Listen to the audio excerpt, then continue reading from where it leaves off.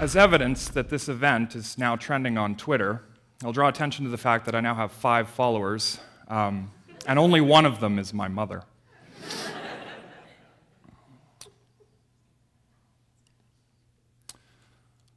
What do we do in the face of looming catastrophe? Because that's where we are now as a species. Because according to author James Howard Kunstler, we're in the midst of what's called the long emergency, in which a global shortage of oil, combined with a myriad of other factors, could lead to a disastrous future for humanity. And in fantastic TED Talks by Martin Rees and Stephen Petronek, the unfortunate reality seems to be that running out of oil could actually be one of the least of our concerns. I find that the symbol of the Ouroboros, more commonly known as the snake that eats its own tail, is useful for us understanding our current global mentality and perhaps even our precarious reality. In other words, if this symbol is a map of human existence, then it's kind of like one of those large acrylic signboards at the mall. So, how do we escape from this cyclical trap? Well, we need to change our thinking. Because I think that we've prejudiced ourselves to assume that entertainment is mindless. But really, it might just be that what we're really doing is conditioning ourselves to approach entertainment mindlessly. And so if we could change the way that we view popular entertainment, I think we could help to recharge our approach to preventing global catastrophe. I've always been an avid reader, and science fiction has always been pretty much my favorite genre. And about 6 years ago, I read Cormac McCarthy's post-apocalyptic novel, The Road. This novel really affected me. I couldn't stop thinking about it, and I couldn't stop talking about it. And this drove my wife, Jessie, just absolutely crazy. So she had to read it too, and she did. And then late one night, we stayed up and we were talking about the book. We were talking about this terrifying potential future that the book depicts. And we had a really good reason to worry about this future because we were expecting our first child. But ultimately, what we decided was that for all of its horror, the novel was really actually about hope. And hope is more powerful than fear. It's one of the things that motivated me to continue my education. It helped bring me to where I am now, to studying science fiction, film, and literature for its interactions with policy. Now, science fiction has long been thought to be the literature of ideas. We use science fiction to extrapolate from our current social conditions into the future, so that we might imagine some of the problems we might encounter in the future, and so that we might also explore some potential solutions to these problems.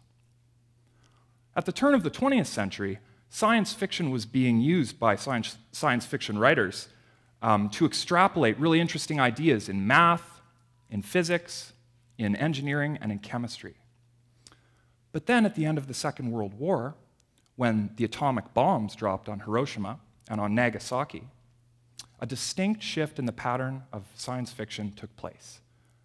Now, science fiction authors were really worried about the potential of technology. And so a lot of them turned to the humanities and explorations of human culture in their work.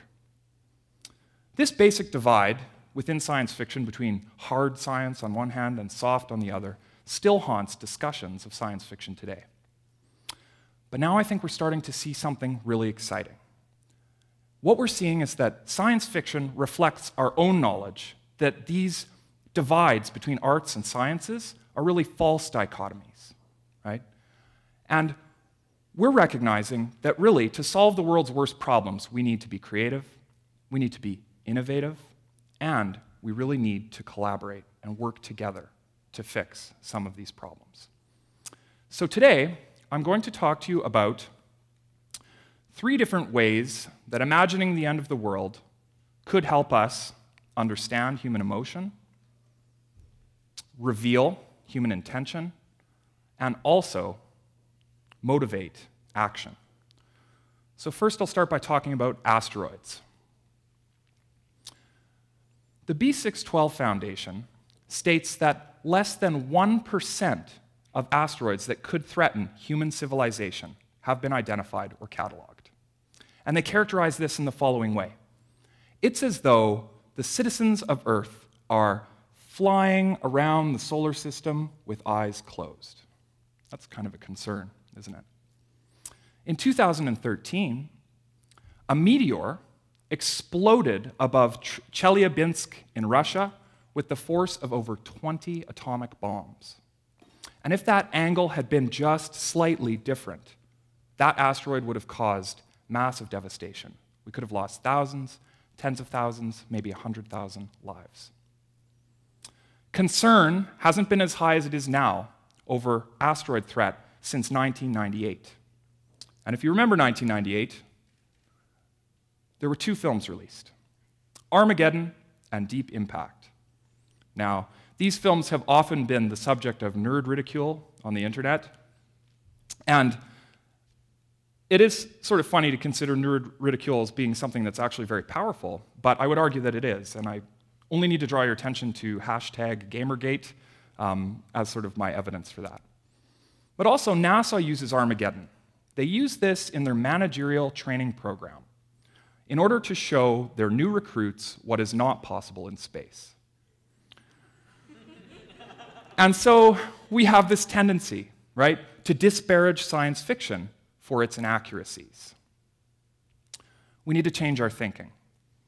We need to praise science fiction for its capacity for motivating human beings through connecting with emotion. So the B612 Foundation want to put an array up in space called the Sentinel. Now, the Sentinel will catalog and identify asteroids that could pose a threat to human civilization. They want to crowdsource this. Isn't this a great idea? They want you and I to pay for this. I think it's fantastic. But we could not, I think, underestimate, we have to make sure we don't, the power of popular entertainment in laying the groundwork for something like crowdsourcing funding. So next I'd like to talk about artificial intelligence. Science fiction writers basically imagine two potential futures for artificial intelligence. The first one, often called the utopian view, imagines a science fiction world with artificial intelligence that will solve all of our problems. So what AI will do for us is cure poverty, get rid of crime, cure disease, stop the problems of degrading the ecosystem and the environment, and ultimately eradicate human mortality. Right? Very optimistic. On the other hand, we have this dystopian view. Now, this dystopian view, also called the Terminator scenario, is essentially an AI that will destroy us or replace us. Now, I think what we need to do is look to science fiction about AI for its inherent depiction of our vulnerability in regarding our human intentions. So, in other words, what we intend to do with AI. What's the point? What are we trying to do with this artificial intelligence? Well, if we take a look at Steven Spielberg's 2001 film, Artificial Intelligence, then what we see happening here is the film depicts that human beings create AI. And then, in the distant future, we die off, and it's just the AI left. So they outlive us.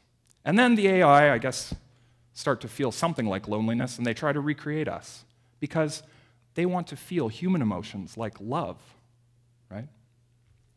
What does this show us? Well, it shows us that we may be looking to science fiction, and particularly to artificial intelligence in the real world, for something that we already have inside of ourselves, right?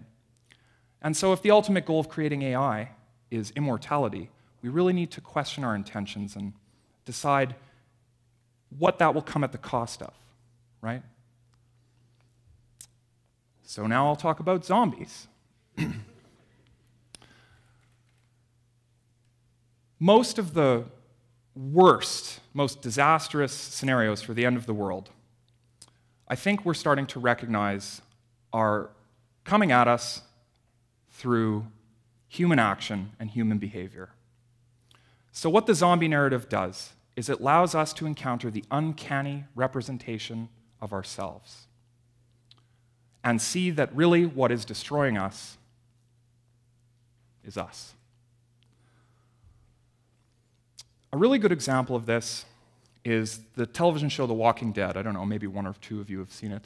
On The Walking Dead, human social life is recreated again and again, and it's a failure again and again. It's as though the show is trying to get something right, to reconstruct society and make it right.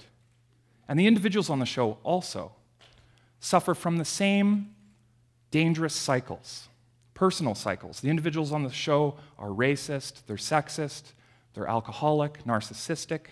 And what the show teaches us is that people that can't break free from a harmful individual cycle, well, they don't survive on The Walking Dead. They're usually torn apart by zombies.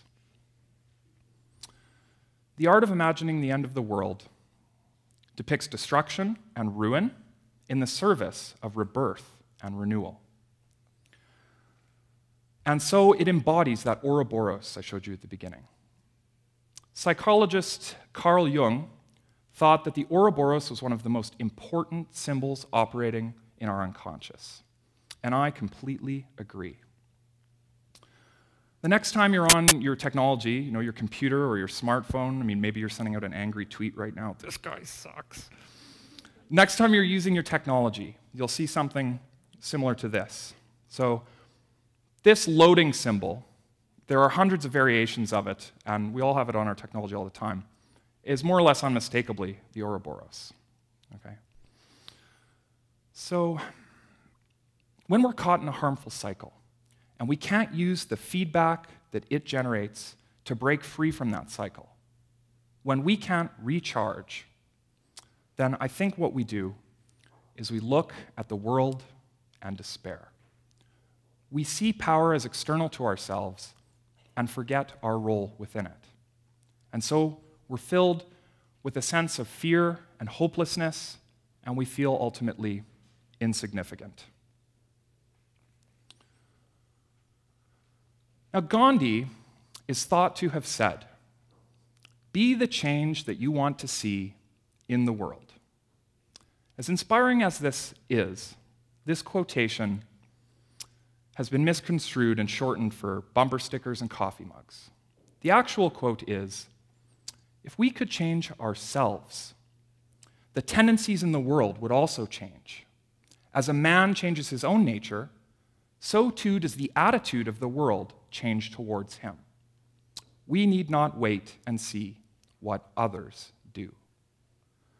So, I urge you all to look at the arts with a fresh set of eyes, but not just at the arts. I think we all need to look at art with a fresh set of eyes as well. Because Pablo Picasso once said that we all know that art is not truth, right? Art is a lie that helps us realize the truth. And so, if imagining the end of the world can help us to understand better human emotion, if it can help us to reveal what our intentions might be, and if it can help drive us to action, then I think that ultimately the value of popular entertainment shouldn't be underestimated. Now, I want to close by saying that I'm going to continue on my journey exploring science fiction, film and literature, and its intersections with policy. And I'm also going to look forward with delight to the birth of my third child. But I'm going to do so with hope and never with fear. And so, wherever life takes you in your journey, I urge you to do the same, because hope is more powerful than fear. Thanks very much.